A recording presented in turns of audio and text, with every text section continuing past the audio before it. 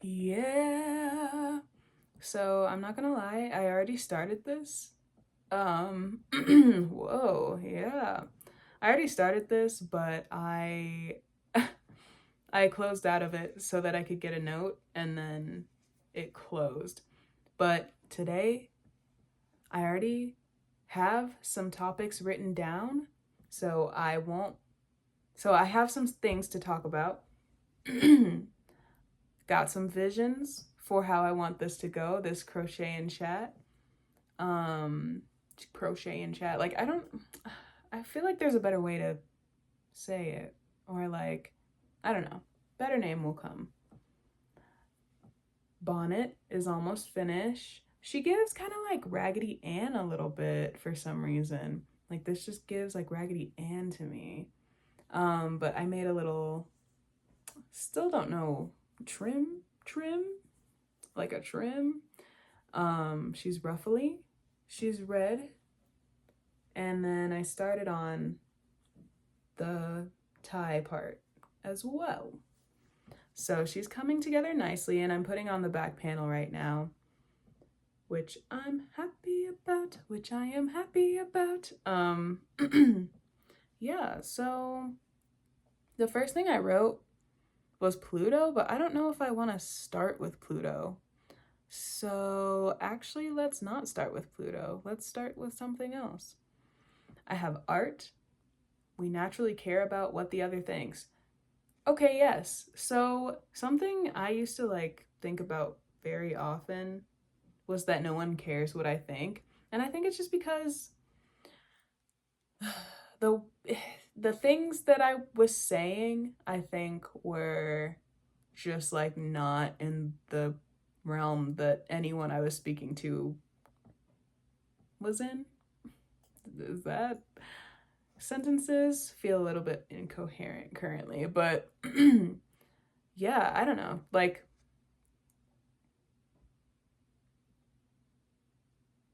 she lost it. She lost it. She got lost. Oh yeah, so that's something that's like a thought process that popped into my head a lot was just like no one cares, no one cares. And so I just got really quiet and quieter and quieter and quieter. But then it actually just kind of does feel nice to be quiet sometimes and just like observe. I found the art of observation because I was always very talkative as a kid, especially like a super small kid, just talking, talking, talking all the time. And I guess over time, Saturn, of course, over time, I refined the skill of talking. And then it was like, okay, you're good at that, kid. How about we teach you to observe and to fill with that observation? And I did that for so long, and now I'm finally getting back into talking. And now I'm finding places where the words can go that are appropriate. So that's good. Not that there's a whole lot of spaces that like words can be inappropriate, but you know, you know, you know. But I've been thinking about it, and we hella care about what each other is saying, each other as in everyone. Like, there's podcasts, and then we realize that people actually care and they can care about what their peers are saying. So everyone just like, boom, let me start a podcast, let me write a book, let me start a podcast, let me write a book. And it's like, yeah. Like, it didn't have to just be the celebrity. Like, yeah, dude. I don't know. It's just like, yeah. It just feels like duh, but like, she didn't know that. Like, she didn't know. Where are the scissors? Where did I put them? Am I gonna have to get up? That's one thing about having an Earth moon. Like, I feel like a Virgo moon will just get up. But like Capricorn and Taurus, we're like, I gotta just set it all up so I don't have to move for a while. And that's why a Taurus moon, like, a Taurus moon? How? Like, how did they even make you? How are you even real? Because like, every Taurus moon that I know is like a chef. like a chef and they're like, yeah, I just watched this. I don't know, they'll just be like watching stuff and like they'll read about food and like they're chefs. They're like, I read about this French recipe that's really hard to make. Oh, that's the thing about Taurus, they'll put in the work to make it good. Dang. And that's beautiful and I love them. Taurus moon, thank you. Like, thank you. Because honestly, if I had never met a Taurus moon, my taste would be so on yuckiana. Not like terribly so, but like just enough yuck to where people would be like, this bitch is boring, you know? And that's not something I'm trying to be right now, okay? She's not boring, please. No one could, like, could anyone even think that? Could anyone even think that? If they did, they'd be wrong. Sometimes she's just quiet. Sometimes she misplaces the scissors, but then they're right there because she's a Virgo. Okay, and so I've been okaying a lot and I'm happy about it because I love that part of human speech. I don't know if other, like, there are some other languages I've heard that do it that are like they have like a similar filler word for the like, okay, like, and okay, like.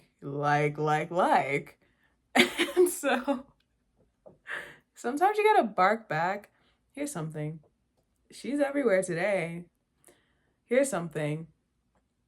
If you have a mean voice, like, if you have a mean voice that's always picking at you, pick, just bark the fuck back at it. Bark, because intruder alert on your piece. I've said it before and I will say it again. Who is this intruder? Who is this? I don't know this one. Who is this? Because if you don't, that voice is gonna tromp all over your shit and leave you all like crack crumbly cruel and not being present and in the real world. And like, why? Like, that's just such a waste of time and energy. So bark that bitch away before she comes in and triply troops all over everything, okay? Yeah, triply troop. Good, and don't cut that. Not in an editing way, because I think I'm just not gonna, like, no, I don't feel like it right now. And so why should I? But I will pause when I want to pause. Yeah.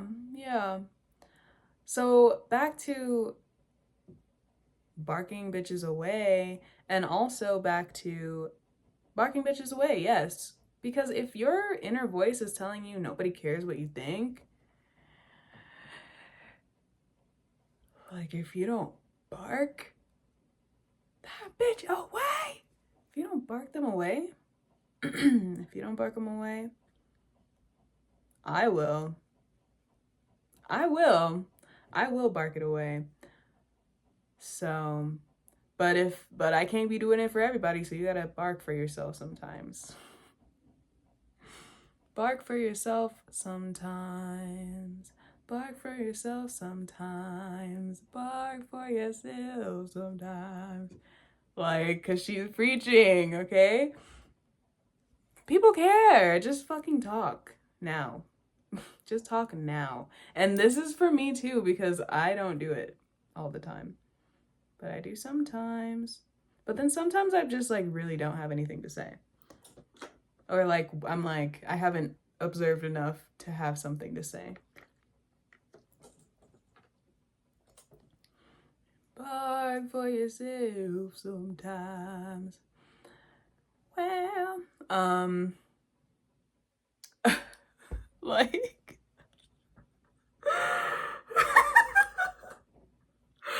wait. Okay, this took me out for some reason, but the note is SpongeBob didn't teach violence to kids. And it's because I was thinking about those parents who don't let their kids watch SpongeBob, which is like, okay, okay. Because they're like, it shortens your attention span, it makes you, like, not good at school. I don't know, like, I've heard so many things. It makes you not good at school, it makes you short attention span. And it teaches kids violence, and they cuss in it, but it was like just one episode, and it was dolphin noises. And the thing is, the show connected to kids. The show connected to kids, and it connected to the kid within us that never leaves. So many people still like SpongeBob when they're adults, and it's not just like, oh, it's nostalgic. Yes, it is nostalgic, but watch that shit and tell me that it didn't make you laugh. Watch that shit and tell me that it didn't make you laugh. I fucking dare you, actually. I dare you to watch that shit and tell me it didn't make you, like, at least one hee hee ha ha. Not a nose laugh. It'll make you laugh from your diaphragm, your belly. If I could, like, get up a little bit more, but I don't feel like it. If I did, though, you would see. Diaphragm, that is where we laugh from. And so, like, I don't know why this one took me out, and now I like just have the giggles. But she connected to the inner kid, okay? The violence part, because you know, in cartoons, it's really just about, cartoons are exaggerative. They exaggerate everything. Exaggerate, exaggerate, exaggerate. Ooh, and maybe, okay. Don't get sidetracked, stay here. Cartoons, they exaggerate. They exaggerate everything. And that's why kids can like really resonate with them. I've been hearing resonate a lot, so that's the word I have right now. That's why kids love them, because it's a reflection back of like, this is how you are. Because you're new, you don't know how to refine this. Your reaction to someone making you upset probably would be kind of violent. And yes, you do need to be taught to not do that, but that's something over time. And like, you get to be seen as just like the kid that you are, not the like things that need to be taught out of you, you know? You're met where you are. You're met where you are in SpongeBob. So that's why she makes you laugh. And the why it made me laugh is because I'm thinking about the specific episode that made me write this down, which is the episode where Mr. Krabs is like, he likes Mrs. Puff. Like, the thing about reminiscing about a SpongeBob episode, like, all the way, and, like, not just talking about a specific moment, it becomes boring a little bit. But the specific moments, every time when you bring it up, people are like, I remember that. Oh my gosh, yeah. Like, she connected us. She connected us, okay? She connected us. And the episode with Mr. Krabs when he likes Mrs. Puff and he's like buying her everything, and SpongeBob's like, are you sure? Because like, you hate spending money. And he's like, just fucking do it. God damn. Like, just do it. Fuck. I need this woman now. I need her. Just do it. And then at the end, he's like, or like after every single one, he's like, what the fuck? Why did you spend my fucking money? Don't do that, bitch. The fuck? And SpongeBob's like, what is going on, bro? He was crazy in love. Looking so crazy in love. Got me looking so... Like, that was Mr. Krabs. They need to make an edit of that. In that episode when he's like... And he's like, I don't know, anyway. You can imagine, like, the veins, the eyes, the teeth coming out. But I was thinking about that, where, and then at the end, SpongeBob, does he cuss him out, or do they, I thought he like chased him. I just remember some sort of chasing, and they'd chase each other a lot out of anger. And I was just thinking, like, a kid would do that. A kid would do that. And don't you feel so seen, child? Right, like they felt seen. That's why we connected to it. Not like, it's too juvenile. And it teaches kids violence. I don't know, like that's just so boring to me. Like, wake up, wake up, wake up now, wake up. Won't you listen to me? Wake up. Won't you listen to me? That's Wake Up. It's 1984 by Oingo Boingo. I was obsessed with Oingo Boingo when I was in high school.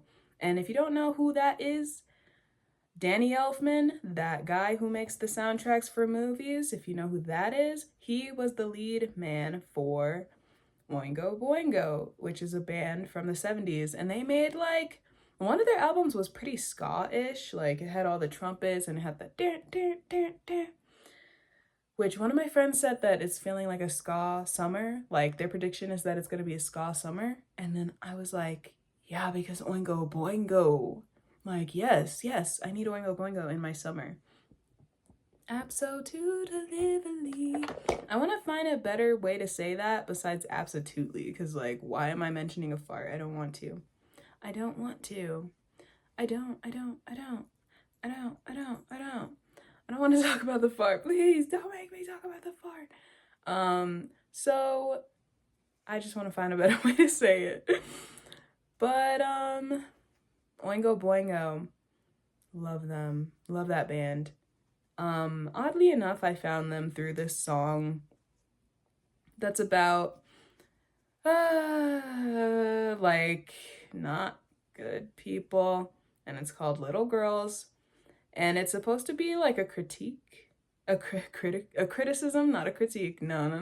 Like, here's the review. Like, no, but it's a criticism of people who are grody. Oh no, they're gross. And so, but it's like from their perspective, and that's where it like can make me kind of uncomfortable. But that's the whole point. It's not like, why would you be comfortable with that? It's not supposed to make you comfortable.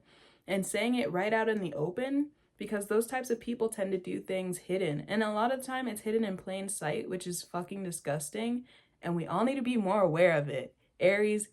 Mercury's is in Aries right now. So I gotta get up on the soapbox for 1 second and cuss y'all bitches out, because you need to wake up. You need to wake up, and you need to see that shit is all around, and you need to call it out. It's not just you being weird. It's not. It's fucking weird. And it's meant to be hidden, and it's meant to be covert. Just pay attention and call it out. We have to protect the kids. We have to. So that song, I actually was like obsessed with that song when I was in middle school because of the guitar. That it's just so, the melodies that were chosen and the do do do do do, it's so good, and it was just so inspiring to me at the time too.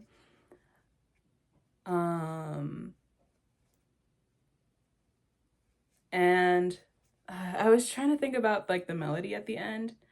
Oh,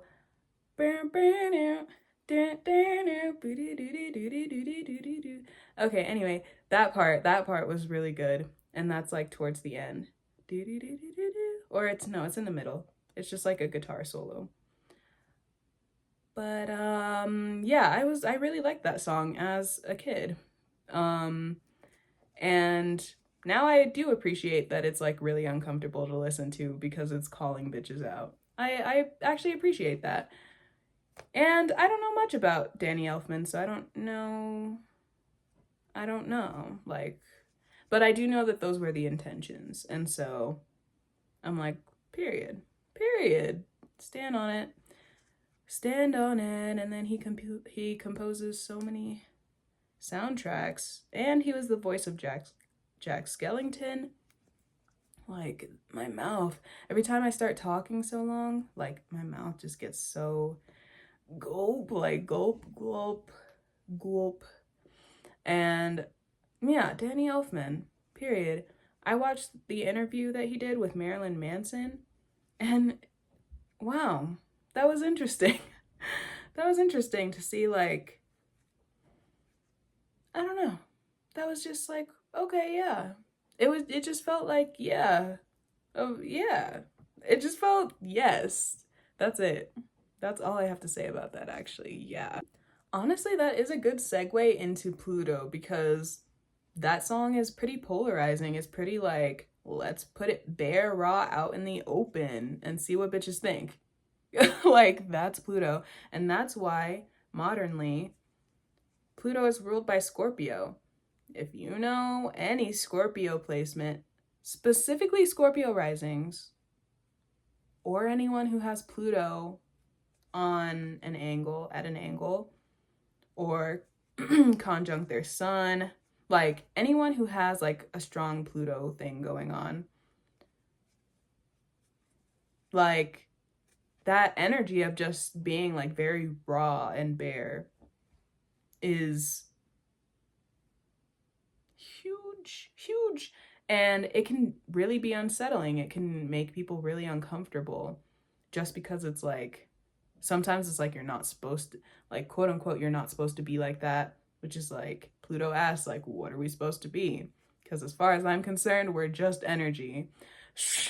Let me rip off all of let me rip everything off of you so that you remember that you're energy. You are energy first. That's Pluto in astrology. And it's just like, if you let her do her thing, it's not so volatile. Or like, if you let her do your thing, let her do your thing, you do her thing, you do your thing, through doing her thing, through doing her thing. So like, just let her do her thing, and also do your thing. And that's how it's gonna really work. If you harness that polarity and find, because it's really like, I don't know, if you think about it, like Pluto's energy is dense because Pluto is holding those polars, and like Pluto somehow condensed them. She's strong. She's powerful. Pluto is also power. So she condensed those bitches into this small little body, and everyone's like, she's not a planet, she's not a planet. But her energy is enough to be a fucking planet, and that's why we never forgot her. And that's why she's here today in astrology. When everyone forgot, everyone was like, oh my gosh, it's Pluto, yes, we found another planet. And then people are like, she's not big enough. Watch this. She's not big enough. It's her energy. A lot of Scorpio risings are actually pretty small. Like, I don't know any like, or they're actually really tall. But that tends to come like, it's just like they have a powerful presence. But a lot of Scorpios that I know are like, they can be condensed. They're condensed because they're holding the two polars. But yes, she just like splays everyone open and shows you your energy. And when you have Pluto doing anything in your chart, it can feel like you're always doing that to yourself and to others, because you are. And so once you learn to hone that, and the thing about, because some people learn to hone it and it's not good, because they're like, I can read all through you and I can read all through me. And so that means I can change myself to just be fake and hurt you. Ha ha! Fucking villainous people. But if you hone that and it's good, you see that like good can be powerful too. And that is such a Leo Mars thing to say, but you see that good can be powerful too. It's true. Like, say I'm wrong. Exactly. So I'll let it be corny, I'll let it be cheesy, because say I'm wrong. Have you even experienced it? Right. So do you even know? Right. So be quiet. But Pluto, yeah. Something I've written before is like, Pluto just wants us to be stars from whence we came, because we're all from the stars. but like super that, super, because it's all about the energy. Can you touch a star? Catch a falling star and put it in your pocket. Like, can you touch a star? Not with these hands, but the star's within and without. The star is the energy. It's the energy. She said, don't forget your energy. Don't forget your essence. And if you do, I'm going to rip away everything that you think makes you your energy and you. But really, it's you that makes you you. Because you just are. You just are. Remember that you just are first. She will leave you bare and vulnerable so that you remember that you just are. She's scary. She's scary. When Pluto was in Capricorn, I have a Capricorn moon. Once Pluto was conjunct my moon in my 8th house, I lost fucking everything. Fucking everything. She said, good, you're cutting off the things that don't serve you. Good. But you're cloaking yourself. And I need you're ignoring your needs. You're ignoring your bare human needs, your raw needs, instinctual, like from your needs, you're ignoring them. And you're muddying everything up with like work and your pets and your housing and your clothing, like how it's fitting you. You're clouding everything. No, there's too much going on. Let me just rip this off. Bye-bye housing. Let me just rip this off. Bye-bye clothes. Rip. Bye-bye pets. Rip. Even for a second, it was bye-bye friend. Bye-bye friend who was doing it with you. Even for just 1 second. Because she said, you need to see what your needs are. And you need to remember yourself. Bitch, what the fuck is this? What the fuck is this? And Pluto will take her time. Pluto will take her time with you to be like, oh, no, I gotta get that off too. You're still not seeing it. Let me get this off. I'm in the open. Literally makes you feel like a newborn baby left on one rock in the middle of a sea storm and you're barely hanging on, or in the middle of the fucking wilderness. I think that's better because there's so many things that are out to get. It's not just the sea and like it's left up to, like, no, they'll prey on you. Who are you to empower yourself against these things? You better grow that energy so that you can fight them off. Right, you're right. Yeah, right. What I needed was community, and it forced me to lean into my community. You're fucking homeless, bitch. What are you gonna do? You're not gonna ask for help now? You should have just asked for help. You're not gonna ask for help now? Okay, rip. Now you have to ask for help. And since she likes to take her sweet time, every Capricorn season was a new Plutonian cycle. If I was ignoring my emotions, she shook shit up so hard that I couldn't help but pay attention. I had to put this down for a second because that's what Pluto is. Put it down and focus. Who are you? Who is this energy? Who are you? You doesn't even exist. Who is this energy? Who is you that you are? You are that you are. Who is that? Who's that? You lost that. Let me rip this shit off so you remember. And then once you remember, it can create a hypervigilance in like whatever house it's in astrologically for your natal chart. It can create a hypervigilance, like an obsession You're just obsessing about it because you're like, I don't ever want that to come back. In Placidius, my Pluto is in the 6th house. The 6th house is about like your day-to-day, etc., etc. It's also about health. It's like about your health.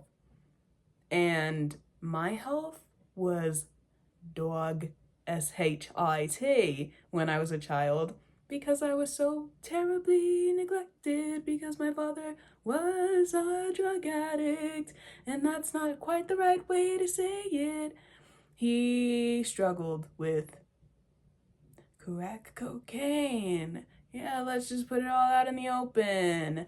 Put it out in the open. And so he was not taking care of me, and there was a dog involved. And perhaps you can put things together of like, you've seen people on the street, which everyone likes to like, oh my god, the crackhead, the crackhead, the crackhead, the crackhead.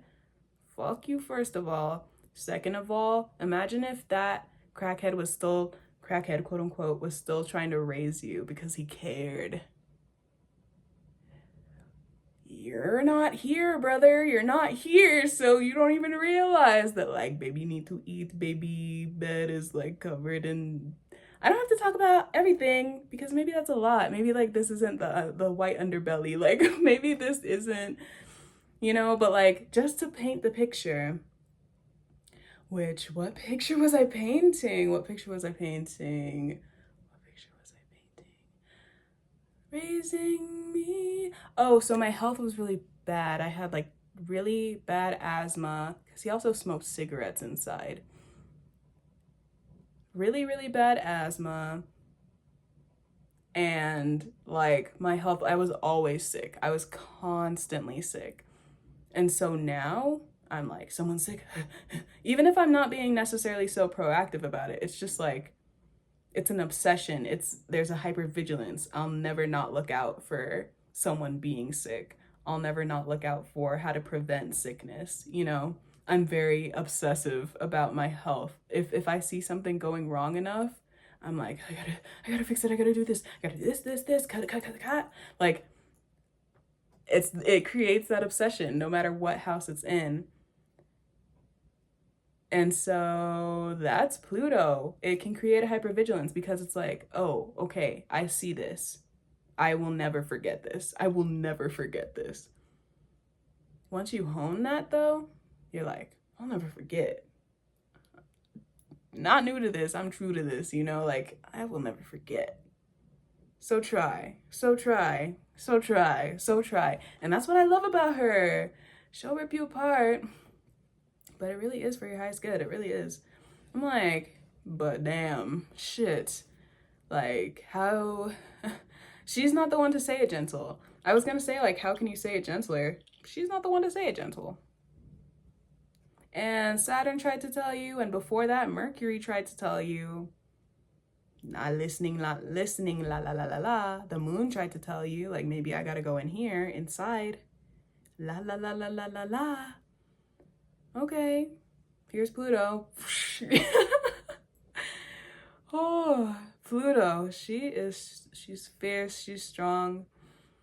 I have Pluto sextile my Venus. It's one of my strongest aspects. One of my other ones is Pluto opposite.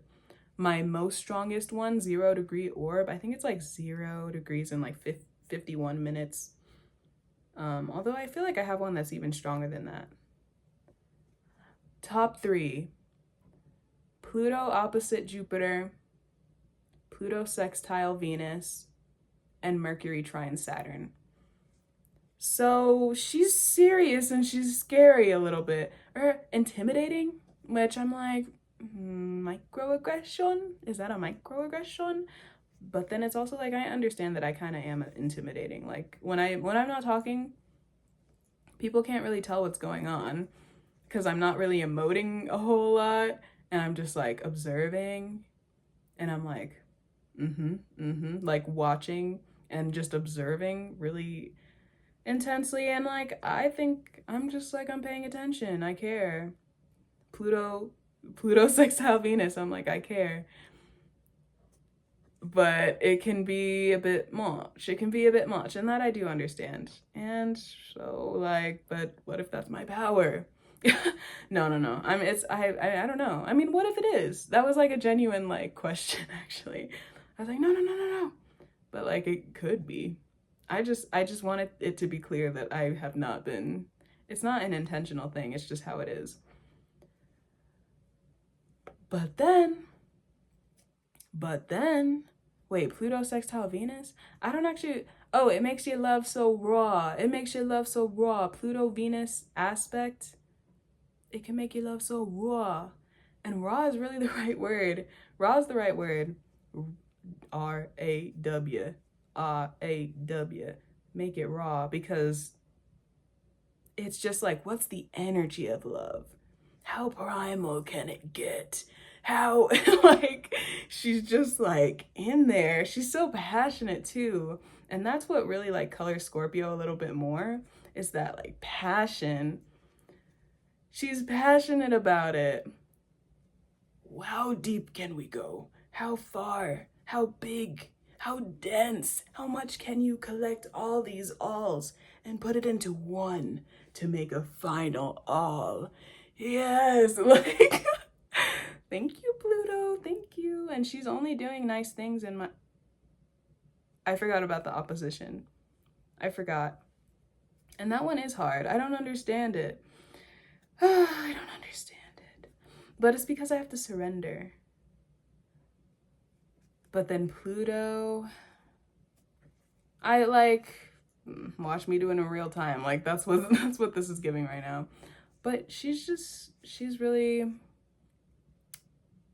intense, and she is a big step in my chart. She truly is. And I love her for it, because it does make me powerful. It does make me like more in tune with like my energy, and I'm energy. And it's about the energy. And it's about the raw, and it's about the real, and it's about the condensed, the all. It's true. Thank you, Pluto. Shout outs for my as good as sweetly as possible. She scares me, but I love her. And it's funny because, as I've said before, Neptune is like, she genuinely is like, because I'm pretty sure that's the other one that's not a malefic or a malefic,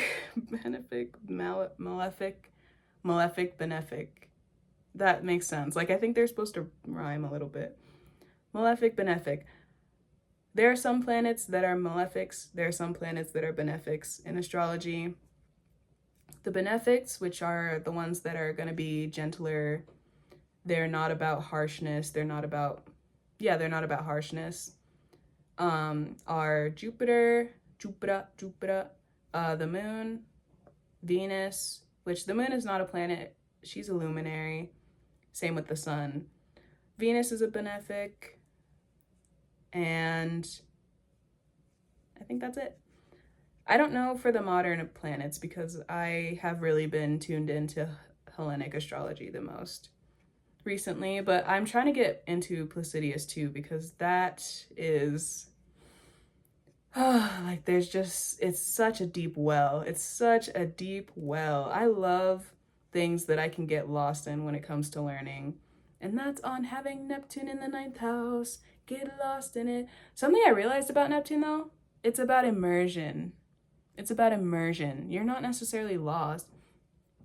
I would say if you have a harsh aspect with Neptune, so an opposition or a square, then it can make you like lost and like disillusioned.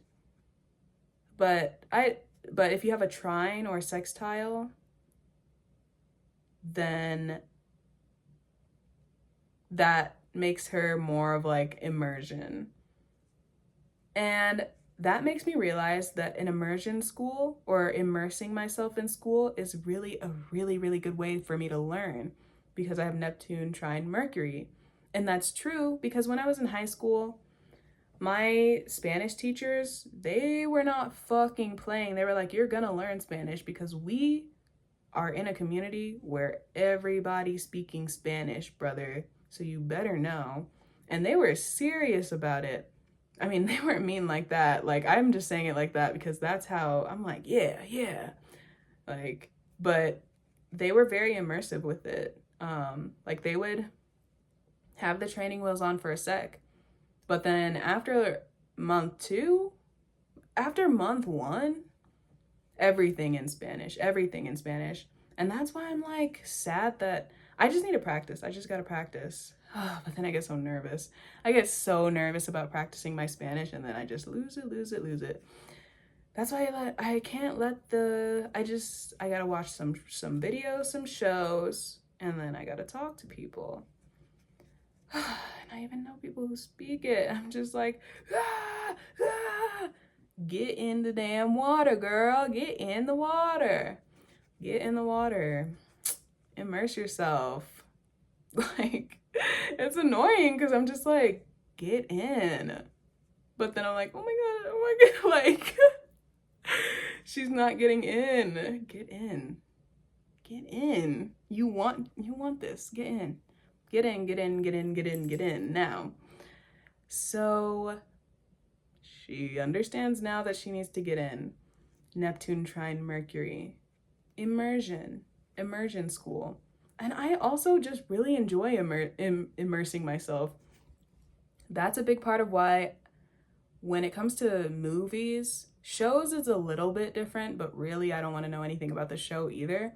But for movies, like, I cannot watch the trailer unless I just need to know the vibes. Like, whatever you're saying isn't giving me the vibes enough, and like nothing can. Nothing can. Honestly though, no trailer. Don't show me the trailer. Show me the picture. Like, whatever movie picture they put the front cover, like, what are those called? The movie picture. Show me that one so I can get the vibes, and that's it. Do not give me anything else. And I'm so intense about it, and I think it's just because, well, I know what it is. It's because I be predicting the movies, and like, it's not like an exaggeration, and I just feel like I'm spoiling it for myself the whole time. And for a while, I also could just be like not tuned into the movie because I'm so concerned with whether or not what I'm assessing is right or not. And it's not about that. So I just need that out. Get it out. And that's Pluto. Shh, don't tell me anything. Venus wants to enjoy. Sextile Venus. Let me enjoy her. I need to not know anything so I can immerse myself so that I can enjoy Neptune trine Venus. Like, teaching you astrology. She's an immersion school herself. She's an immersion school herself for astrology. Because I can't stop talking about it, but it's because, like, look, it's right there. And it's so obvious that it's affecting. It's like, people are like, I don't believe in it. And it's like, they've only heard shit about sun signs and like people just bullshitting.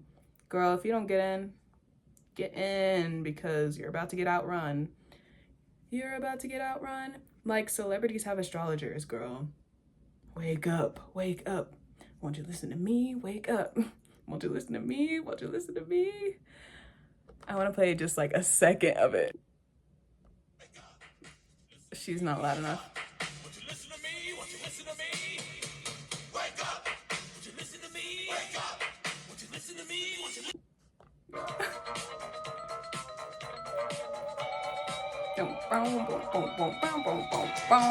Like, it's real. Wake up. It's real. Everybody wake up. I never thought that I'd actually be this person who's like, you need to. Like, not, you don't though, but it's just like, be aware of what's real. Be aware of something bigger. It doesn't even have to be like beyond. It can be on this earth. Get in touch with nature. You don't have to touch grass. Like, in fact, scrap the grass out of your fucking yard now and get some damn clover, some moss if you live in the right type of place. Like, just something that has, like, that just has it. It's better for the environment, that's why. I don't know. People can tell you. I'm not the one that can tell you. I can just tell you that, like, you should look into it, okay?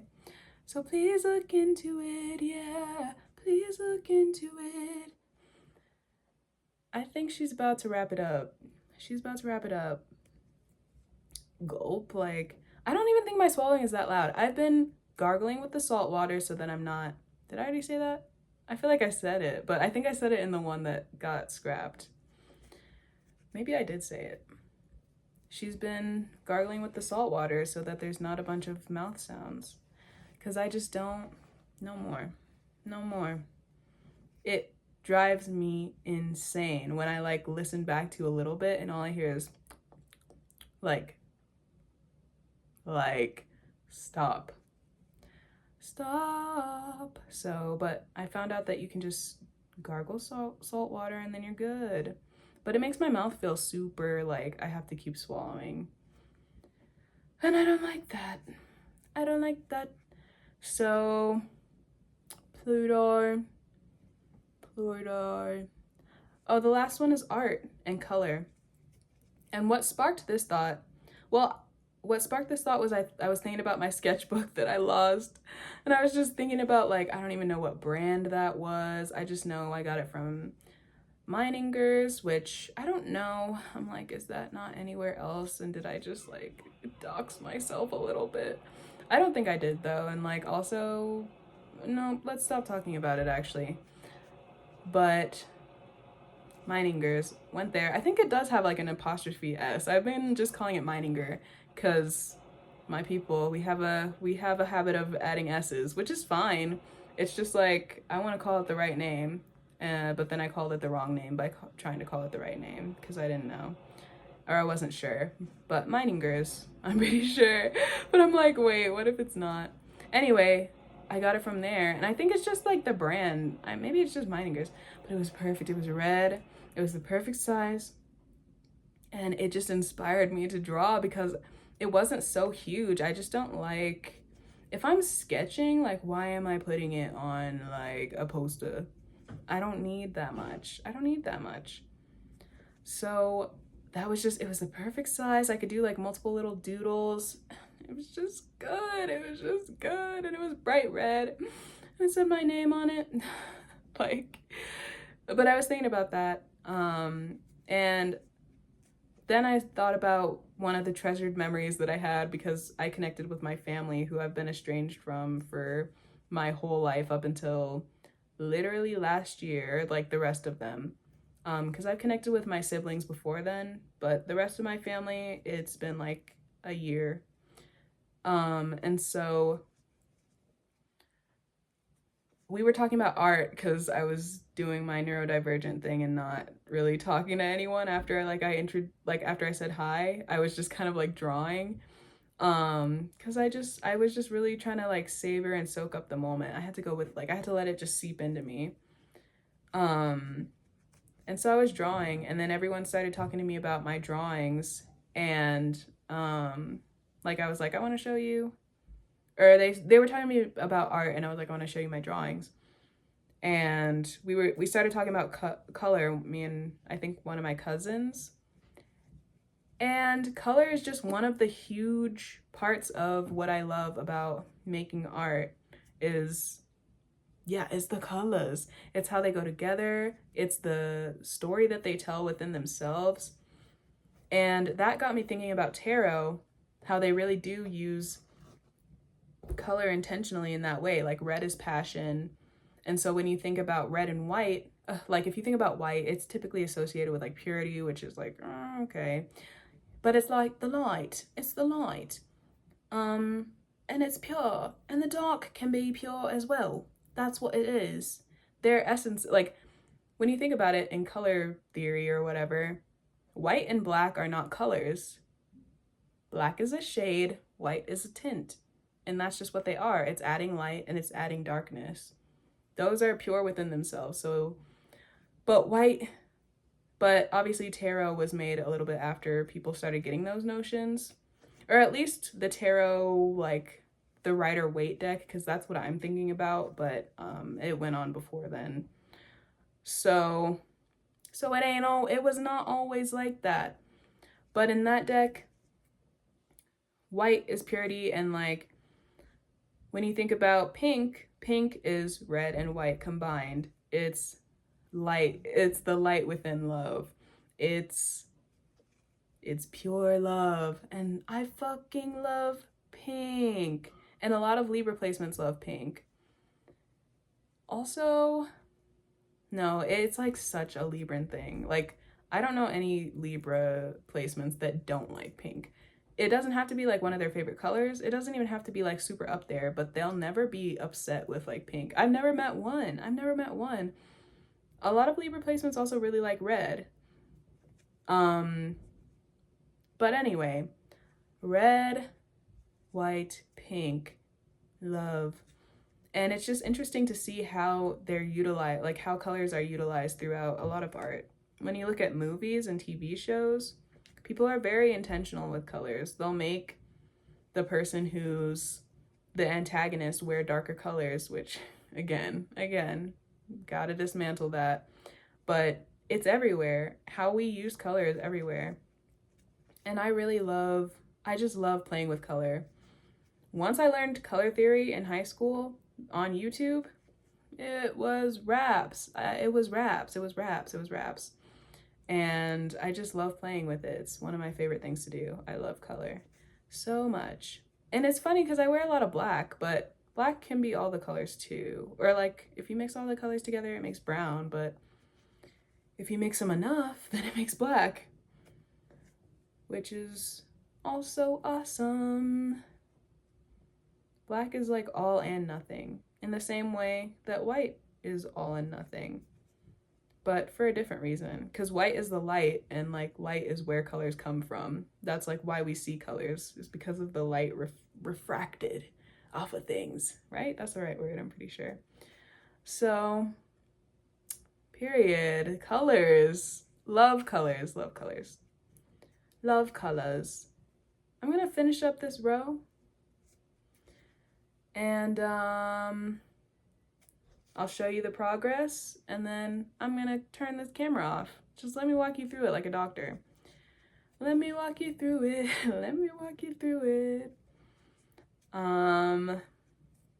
Yeah, she doesn't have much else to say. Oh, stories. Stories. I can't start on stories. This will be a 2-hour video. I can't start on it. But I'll keep it for next time. Stories. So important. Tell your story. Or what's your story? I don't know, y'all. I didn't watch Hamilton. I tried and I made fun of it the whole time because I was just like, shut up. That's my Cappy Moon. I was like, shut, girl, you're fucking it up. You're fucking up the history, and then you made a little la-la song about it. Sorry, Lynn. But like, Lin-Manuel. Sorry.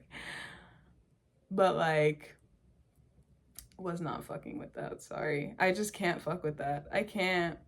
And everyone loved it though, because it is like, no, you did kind of eat, like musically, because you're so good at that. And the writing, so good. It's just like, why do we have to fuck the story up? It's not about like the reimagining or like whatever it was. She didn't watch it. She didn't watch it all the way.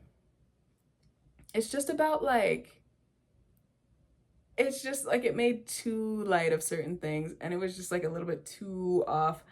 There were some things that would have benefited to be honed in on a little bit. But hey, someone else could do it. And that's the beauty of art, is that if one thing doesn't do it, it doesn't have to be a fault of that creation. It can be an inspiration to create what you would like to see. That's the whole point. Creation creates, and it just keeps going. Everything is so abundant. Like, just let it go and just make it and just call it in. So that's the last thing I gotta say. Look at this. Here's the band. And it's gonna take so much longer. Why did I choose half double crochets? But it's just because like the half double, she's got a bit more hold to her, and I think you need that for this, because you're gonna be doing a lot of stuff. You need a stronger hold, so I put them closer together. Not closer together like single crochets. Ask your mother to do that one, because I'm not doing it. But I do love a single crochet. I think I used that for part of the rim. The brim. Yankee with no brim. Brim with no Yankee. Yeah. She's good. And, oh yeah, the back panel, which I didn't finish all the way. It's like, yeah, it's not like this. She's a little bit like, but it's fun. It's fun. It's playful. Yeah. Imagine this. Imagine, like, she's chic. She's a little big. Some people have big heads. And maybe it'll just be flattering anyway. So. Period. Thank you for watching. If you watched all the way to here, might as well leave a like because it actually really does help. I'm not just trying to say the same stuff that everyone else does. Algorithms are real. I want this to get pushed. Creation must be pushed. So please like. Commenting also really helps, but you don't have to. Like, add it to a playlist. Like, interact a little bit. Don't just watch it. Interact a little bit. But it's okay if you can't. Like, the view matters too. Thank you.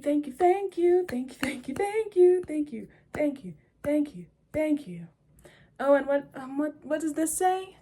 It says C heart NT because that's what she is, right? See you later.